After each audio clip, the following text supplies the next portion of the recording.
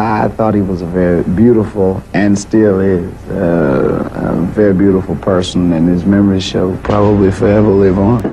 Well, you ain't nothing but a rabbit. You ain't no friend of mine. There is no room in this city for the vulgar performances of Elvis Presley. It's shocking. I watched him gyrate his legs and swivel his hips.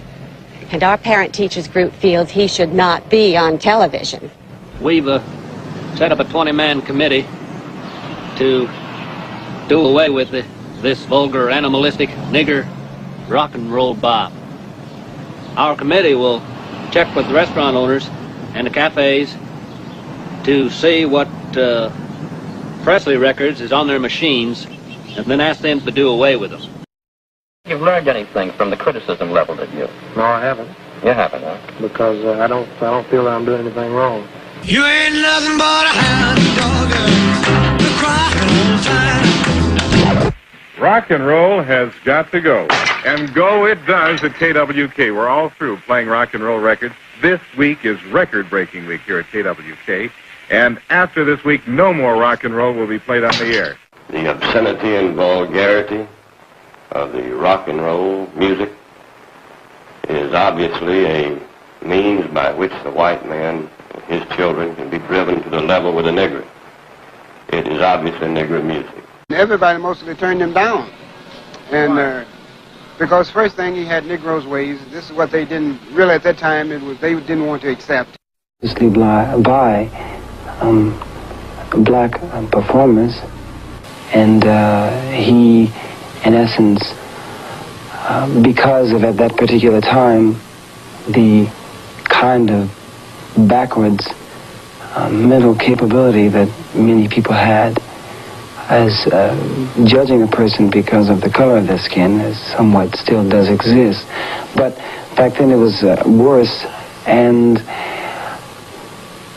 he actually, because of him being a Caucasian brother, he was able to do away with that whole thing. He's 77-year-old Early Wright, a disc jockey at radio station WROX in Clarksdale for 45 years. Hi there. Pleasant good evening, ladies and gentlemen. How do you do? This is your soul man to be with you until I get through. I want you to stand by, don't have no fear. Following Jay's show, should I play one like this one from out of here? Elvis Presley. Elvis's songs still get good play on Wright's program among the blues, gospel, and jazz recordings that are its staples. It was almost 40 years ago when Elvis drove down to Clarksdale from Memphis with a record and asked him to play it. And I had been playing his record, and I had never seen him before, and I was amazed to see him. When he introduced himself to being Elvis Presley, then I went all the pieces over him. Then he and I started talking. I used to be the manager of a gospel group called the Four Star Quartet. And I could listen to a man sing a hymn. I could listen to a man sometime talk. I did that. And I could pick him out whether he could fit in my group. And talking to Elvis Presley, I could see a great future in him. It's no accident that Wright recognized Elvis's strong gospel roots. Here at the East Trigg Baptist Church in Memphis, older members of the congregation remember Elvis joining in with the choir while in high school. These were rousing sessions led by the charismatic pastor, the Reverend W. Herbert Brewster. Like most black people in the South, and to whose throat God has pressed down a harp of 1,000 strings, it only needed tuning. Elvis's voice was that type of voice that agreed with the thought of Calvary. He had that kind of bent and inclination and attitude that suggested that God could use him. I gave the music a different approach, a new beat. I knew that it wasn't going to hurt if I said, "Must Jesus bear the cross alone," whether I've said with one beat, two beat, whether I've said it high or low. And I told them, "Come on in here and put your stuff together." They came in here And it was a glorious experience, and Elvis was in that group. Elvis came out with a style of his own, and it was very creative. And once he got into it, and you got that feel, Elvis just took off like a late freight.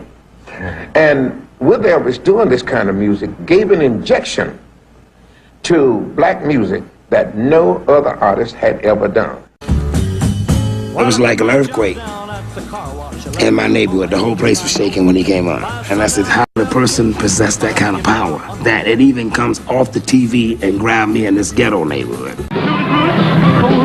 Elvis took my Tutti Frutti, and I was very disgusted. But by him singing it, he really made it bigger and made me bigger. During those days, if it was a white artist doing something, they would just say, they don't like our blacks and we don't like them either. He's nothing but a copycat. But Elvis Presley, when he came on, chicks were screaming and going crazy, and it was like any other neighborhood. And I said, this guy's got something going, man. Elvis had something that made him sound like he truly meant it, and that's what made a lot of people like myself like him. I think Elvis had lots of soul.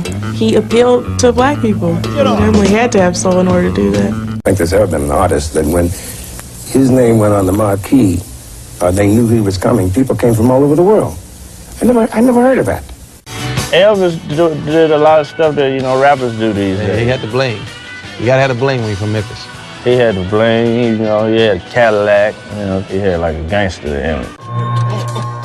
As the snow flies on a cold and gray Chicago morning, a poor little baby child is born in the ghetto. The song also resonates with people who've only met Elvis through his songs. Elvis talking about the hood, they talking about where we come from. Paul Beauregard and Jordan Houston are the Oscar-winning rap duo 3-6 Mafia. They grew up just 2 blocks from Graceland in one of Memphis's poorest neighborhoods. I want a CD scratcher. My mom used to always listen to this song when I was young. He talked about, things that she went through. She had my mom had a bunch of kids, like 9 kids. You know what I'm saying? That's how you get somebody to listen to your song. You talk about what they know about and what they want to hear. And she knew about the ghetto because, she lived in the ghetto. In the ghetto. That's it. And his mama cries. But if there's one thing that she don't need, it's another hungry mouth to feed in the ghetto. After we find the part on the record that we want to use, we sample it into the drum machine or the keyboard. That way we can loop it like. My first line says, first I'm broke, so I hang out with the rat and roach. It's still broke, so I'm sleeping on apartment floors. So it's just like the struggle, what's going on in the hood. First I'm broke, so I hang out with the rat and roach. It's still broke, so I'm sleeping on apartment floors. And I was off beat, but it's all good, because it's on TV. maybe do some edits, make me look cool, maybe put my name in the credits.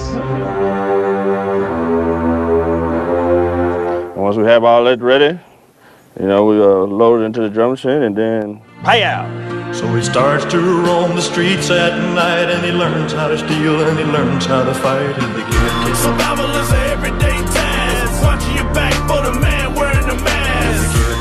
I say you might get stuck if you in the hood looking like you came up. We ride old school whips, high off the ground, right beside a player hill. It ain't as bad as it seems, we still stay fly, looking so clean. First I'm broke, so I hang out with the rat and roach. And still broke, cause I'm sleeping on apartment floors. The junkies get up, kick when they smoke a brick. I never seen a drug dealer ever call it quits. The hood struggle is to make it, gotta get the change. See, every day is like a dark cloud full of rain. The feds tapping for what's dangerous when you hood trapping. So don't get lost in the sauce slinging, cold crackling.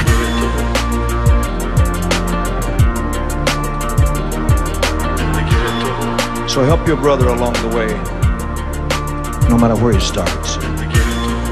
But the same God that made you made him too. These men with broken hearts. During the 60s and early 70s, when tensions between blacks and whites were at an all-time high, Elvis demonstrated his desire for racial reconciliation in the musicians that he chose and the treatment they received.